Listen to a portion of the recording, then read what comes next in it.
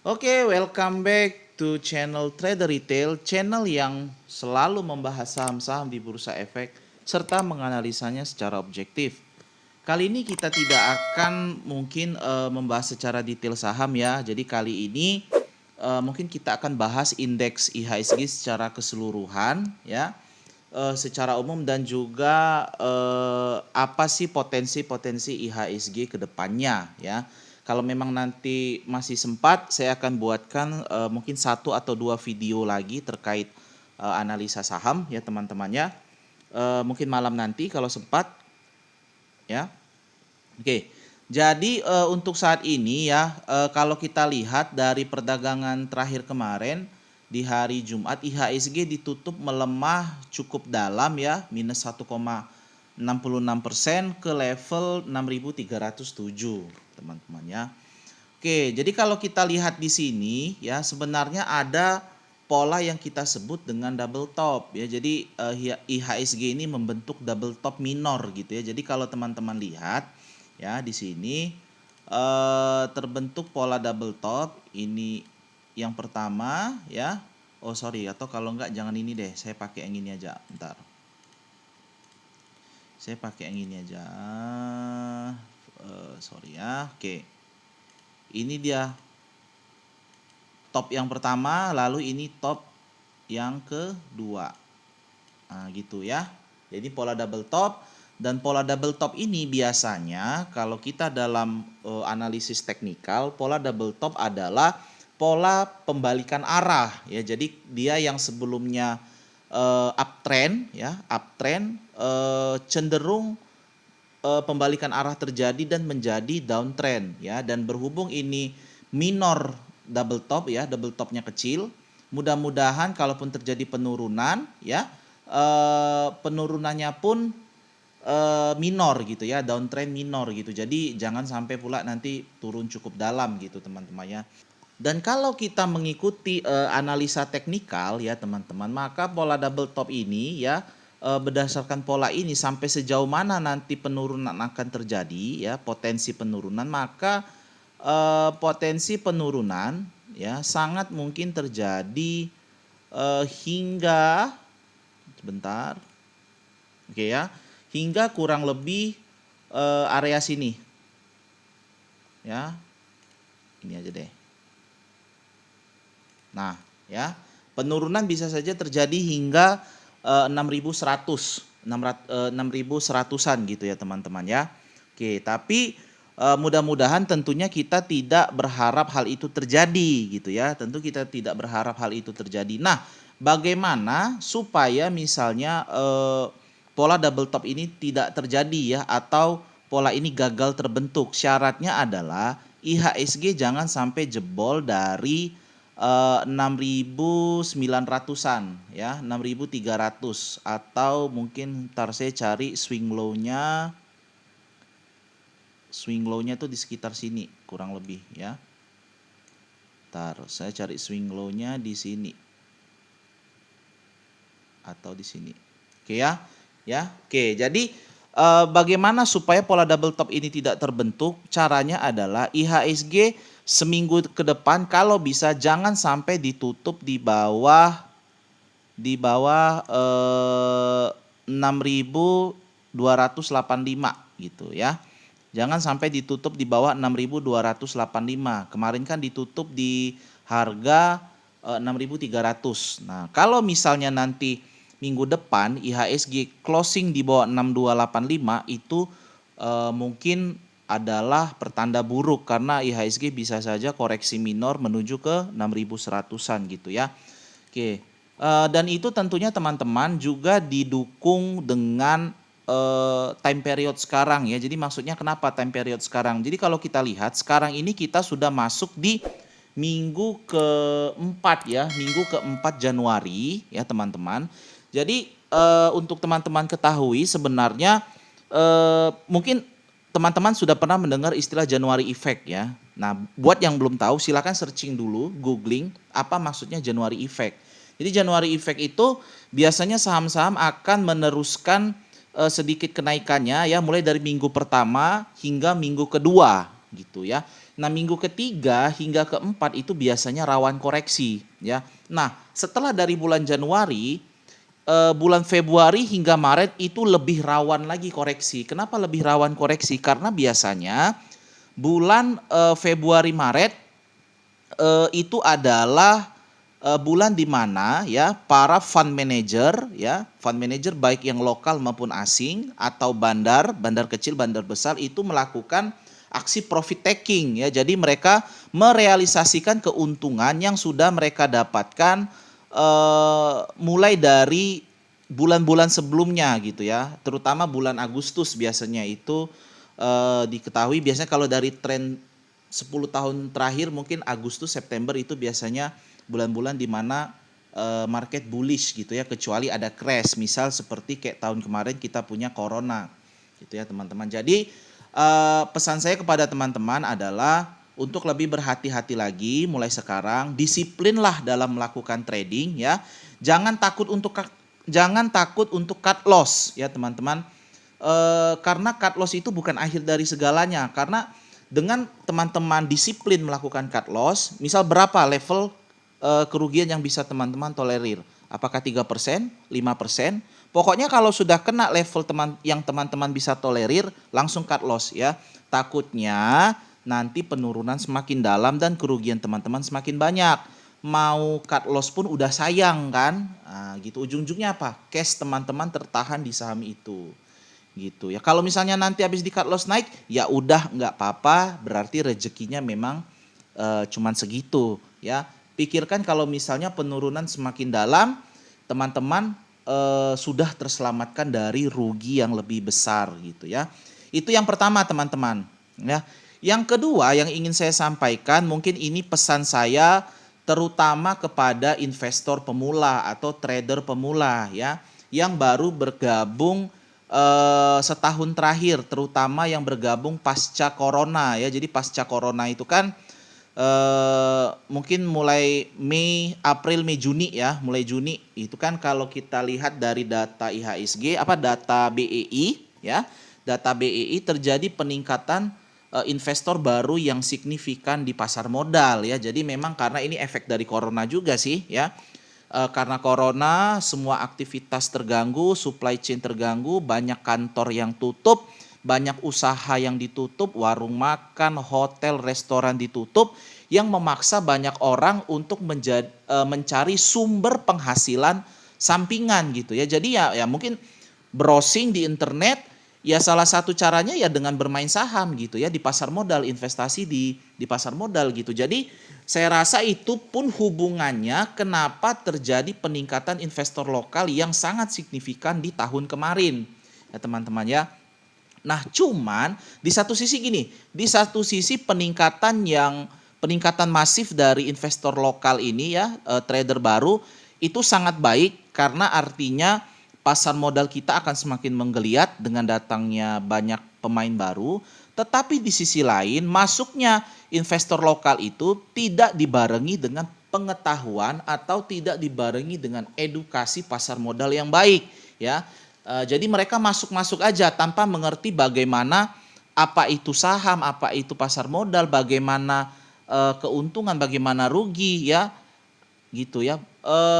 Pengetahuan dasarnya masih minim, boro-boro mau disuruh analisa teknikal ya, cari support, cari resisten ya, yang terus analisa teknikal sederhana dengan moving average, dengan osilator, pakai stokastik, pakai MACD atau yang pakai RSI. Atau mau yang lebih rumit lagi bisa pakai Elliott Wave, Fibonacci. Banyak sekali hal-hal yang mestinya dipahami dulu oleh investor lokal sebelum mereka terjun lebih dalam ya. Yang saya sebutkan tadi baru satu sisi analisa dengan teknikal.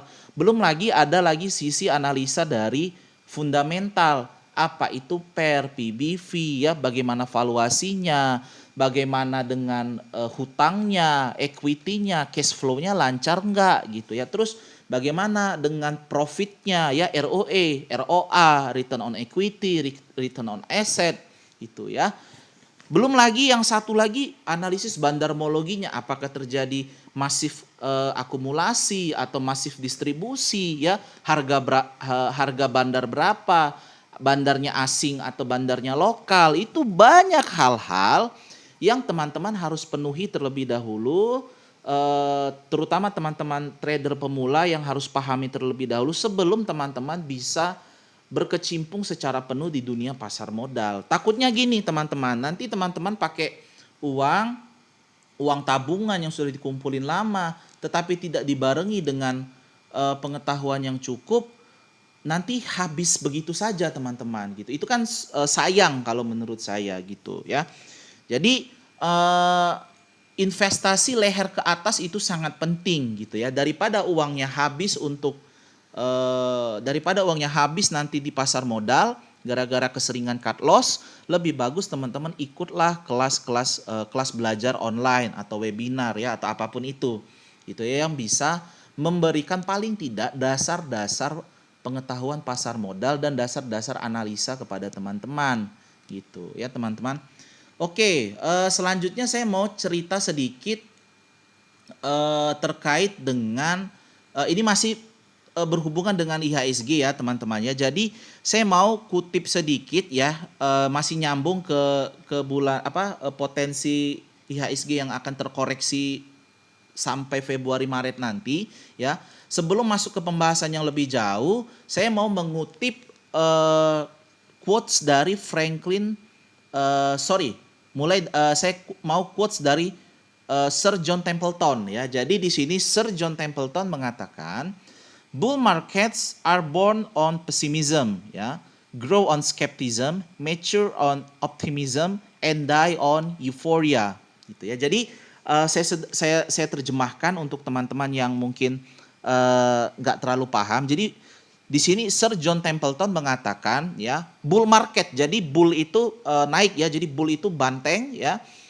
Kalau dia bear market itu dia yang menurun gitu ya. Jadi bull market, jadi market yang sedang naik itu dilahirkan dari rasa pesimisme. Tumbuh di dalam skeptisme, menjadi matang di dalam optimisme, dan mati di euforia. Hal itu digambarkan dari siklus pasar modal gitu ya. Jadi di sini dikatakan ini bull market ya. Jadi bull itu naik ya teman-teman. Bull market itu naik, bear itu turun ya. Ini turun. Jadi ini kalau misalnya chartnya dipanjangin, ini dari sini nih ya. Awalnya dari sini, terus dia turun-turun, terus dia akan naik, terus dia turun. Dari sini dia mulai turun lagi gitu ya. Jadi di sini dikatakan bull market itu lahir dari rasa pesimisme. Pesimisme yang seperti apa? Jadi pesimisme dari bear market sebelumnya. Jadi kan di sini teman-teman lihat kan di sini grafiknya turun nih. Turun. Wah, orang pesimis. Aduh, udah ini pasar modal bakal hancur nih. Ini IHSG anjlok. Ini nggak ada harapan lagi nih. Semua harga turun. Banyak perusahaan tutup. Udahlah, ini nggak ada lagi kesempatan untuk berkembang ke depannya. Semua orang pesimis, semua orang takut ya, takut untuk masuk, takut rugi, takut makin semua takut, semua pesimis. Nah, disinilah market bull itu dilahirkan. Nah, di tengah banyak orang-orang yang masih pesimis ya dengan siklus pasar modal yang udah turun cukup dalam ya. Ingat ini baik teman-teman ya. Pasar modal itu akan selalu naik dan turun. Tidak selamanya saham itu turun dan tidak selamanya saham itu akan naik gitu ya. Nah, jadi ketika suatu indeks atau saham sudah mencapai titik terendahnya, akan ada pembalikan arah gitu ya. Pelan-pelan saham itu akan recover, biasanya diawali dari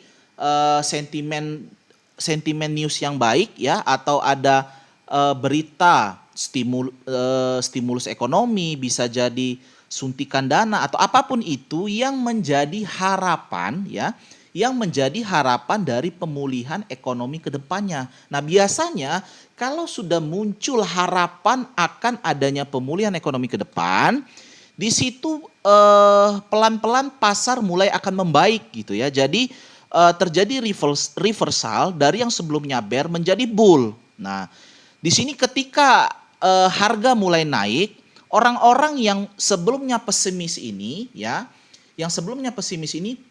mulai melirik, wah ini kayaknya udah naik nih. tapi mereka masih skeptis ya. Maksudnya skeptis itu kayak gimana sih? Jadi gini, skeptis itu maksudnya ini harga naik beneran naik atau bohongan nih ya. Ini benar-benar udah masuk fase bull atau cuman technical rebound ya, atau cuman eh, apa namanya kenaikan sesaat. Nanti naik sebentar habis itu turun lagi makin dalam. Nah, inilah kondisi psikologi orang-orang pada umumnya di fase fase skeptism ini ya. Orang masih skeptis. Mereka sudah melihat, wah ini kayaknya udah mulai naik nih. Tapi beneran naik atau naiknya sebentar aja habis itu turun makin dalam. Nah itu ya. Jadi mereka skeptis. Ternyata pemulihan ekonomi itu nyata terjadi ya. Ekonomi semakin semakin membaik, laba perusahaan semakin membaik ya. Perusahaannya juga growth, harga sahamnya terus melanjutkan kenaikan gitu. Nah, orang-orang yang tadinya skeptis perlahan-lahan mulai optimis. Wah, ini kayaknya beneran naik nih. Ini kayaknya nggak bohongan nih. Kayaknya aku bisa deh masuk ya di sini ya. Harganya udah cenderung makin naik nih. Nah, disinilah orang mulai banyak masuk ya. Wah, ternyata bener orang banyak masuk, HK ya, makan kanan terus, harga makin naik. Demand lebih tinggi dari supply, otomatis harga makin naik. Wah, semakin harga naik, harga tersebut akan mencapai titik tertingginya di mana itu yang kita sebut sebagai euforia, atau sorry bukan kita sih tapi Sir John Templeton ini ya, akan mencapai suatu titik yang disebut dengan euforia, dan disinilah titik terakhir dari bull market ya. Titik terakhir dari bull market di mana orang-orang sudah senangnya minta ampun ya, banyak yang banyak yang untung puluhan persen, belasan persen, puluhan persen, ratusan persen. Disinilah market rawan untuk berbalik arah lagi ya, dia menjadi bear market gitu ya. Karena apa? Karena orang yang sudah masuk di bawah sini pelan-pelan akan profit taking gitu. Pelan-pelan profit taking, harganya makin turun, supply lebih banyak daripada demand, ya udah turun lagi gitu. Dan siklus yang sama akan berulang lagi, turun sampai di mana titik dia pembalikan arah, ya udah orang mulai pesimis turun, orang mulai pesimis pembalikan arah, udah ngulang lagi siklusnya ya. Jadi secara umum gitu teman-teman, siklus dari pasar modal. Nah, kalau kita kaitkan dengan IHSG ya teman-teman, yang disampaikan oleh Sir John Templeton itu tergambar dengan sangat jelas di grafik IHSG. Jadi kalau teman-teman perhatikan ya, saya akan ambil dulu ini kali ya. Saya akan gambarkan terlebih dahulu grafiknya gitu ya. Jadi kan kalau teman-teman kalau kita sebagaimana yang kita ketahui ya, IHSG itu kan kita bisa katakan crash lah di tahun 2020 ya, dengan adanya corona gitu ya. Dengan adanya corona market kita crash ya. Mulai dari awal 2020 hingga Maret itu adalah fase bearish yang sangat dalam kalau kita lihat teman-teman ya. Kalau kita lihat ini adalah fase bearish yang sangat dalam ya. Banyak orang yang mungkin rugi puluhan persen di sini ya. Nah, teman-teman, kalau kita lihat di sini ya, di sini adalah kondisi pesimisme ya. Jadi penurunan ini adalah kondisi psikologis para trader yang pesimis dengan market ya, sampai area sini. Ya, jadi ini saya ubah dulu ya. Ya. Ini adalah kondisi orang-orang pesimis. Nah, di sini adalah kondisi orang-orang pesimis gitu ya. Waduh, ini corona, pasar modal hancur, ekonomi hancur, semua hancur. Pokoknya nggak ada kata lain selain hancur kalau dihubungkan dengan ekonomi dan corona di bulan Maret ya. Lalu pelan-pelan di bulan April terjadi pembalikan arah gitu ya. Di sini mulai naik ya. Di sini mulai naik, tapi orang-orang masih skeptis ya. Tapi orang-orang masih skeptis di sini ya. Di area sini orang-orang masih skeptis. Wah, ini beneran nggak nih naiknya? Jangan-jangan naiknya bohongan aja nih. Taunya nanti abis naik makin turun. Taunya IHSG makin naik. Wah, makin naik. Dari skeptis mulai pelan-pelan jadi mulai pelan-pelan optimis gitu ya. Pelan-pelan optimis, mulai orang banyak berani masuk lagi ke pasar saham. Nah, di sini terjadilah euforia ya. Terjadi euforia ya, teman-teman, yang juga pada saat itu dibarengi dengan kekhawatiran akan peledakan kasus corona gelombang kedua ya. Jadi di sini juga dibarengi dengan peledakan corona gelombang kedua ya. Dari euforia itu orang yang awalnya sudah euforia, udah seneng banget, tiba-tiba dapat fear lagi, akhirnya pasar anjlok lagi dan orang-orang menjadi pesimis lagi ya di akhir September ya, September ke Oktober. Nah, kalau kita geser lagi teman-teman, siklus ini berulang gitu ya. Jadi siklus ini berulang ya. Teman-teman, siklus ini berulang. Ini saya tinggal geser aja nih, tinggal geser, tinggal saya atur lagi aja ya, ini ke sini ya, karena ya grafik mungkin beda-beda tipis, tapi grafik mungkin agak berbeda, tetapi market itu akan tetap menggambarkan hal yang sama gitu ya. Ingat, dalam analisis teknikal, price action discount everything gitu ya. Oke, jadi semuanya sudah tergambar di chart. Nah, teman-teman ya, di sini kalau teman-teman perhatikan, di sini adalah fase pesimisme ya. Di sini pesimisme dari market ya.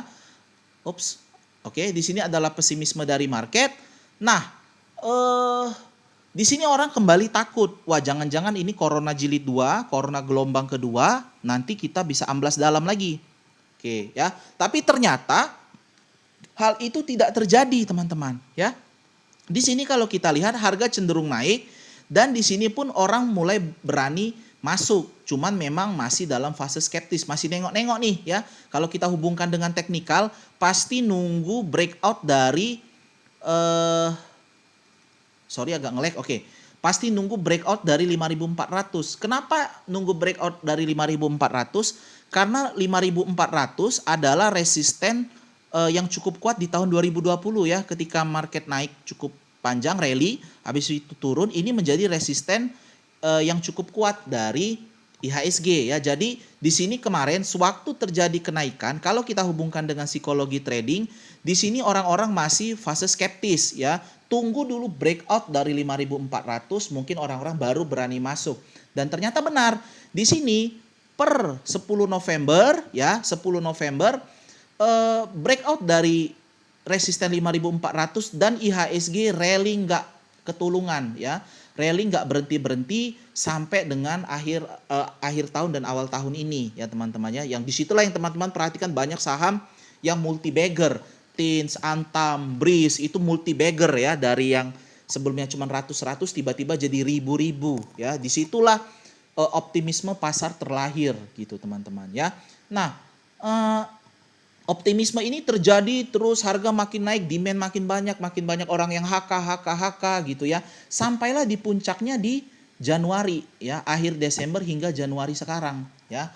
Di sini saya mungkin bisa katakan kalau secara psikologi trading sudah mulai masuk fase euforia ya, yang ditandai dengan window dressing ya. Window dressing kan tuh puncaknya dari euforia ya.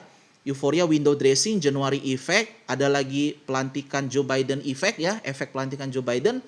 Nah, setelah dari sini market rawan koreksi. Kenapa rawan koreksi? Ya sederhana sih, karena memang orang-orang mulai profit taking gitu ya, baik institusi asing, baik institusi lokal, bandar lokal, bandar asing, ya mereka ingin merealisasikan keuntungannya gitu. Jadi saran saya kepada teman-teman, terutama yang masih baru ya, saya bukan tebar fear. Ingat, yang saya lakukan bukan tebar fear, tetapi saya meningkatkan kewaspadaan teman-teman. Kalau misalnya nanti memang melanjutkan kenaikan, ya sudah, syukur gitu ya. Saya juga ikut senang, portofolio saya juga makin bertumbuh gitu ya. Cuman khawatirnya setelah dari sini terjadi pola pembalikan arah gitu ya. Ini saya ubah aja warnanya ya biar bisa dibedain ya. Terjadi pembalikan arah karena kita sudah sampai di fase euforia, turun deh ya Februari Maret gitu teman-teman. Jadi Untuk 2021 ini saran saya kepada teman-teman, berhati-hatilah dalam trading ya, lebih disiplin, jangan takut cut loss. Ingat ada 700 lebih saham di IHSG, selalu ada kesempatan untuk recovery di saham yang lain yang punya prospek lebih bagus gitu ya teman-teman. Oke. Jadi semoga insight dari saya kali ini bermanfaat untuk teman-teman dalam menentukan trading plan ya, terkhususnya trading plan untuk saham-saham yang ada di portofolio teman-teman gitu ya. Jangan lupa subscribe channel ini supaya channel ini boleh semakin berkembang. Tekan juga tombol like, komen, serta share video kami sehingga semakin banyak orang yang dapat menikmati video analisa dari kami. Terima kasih.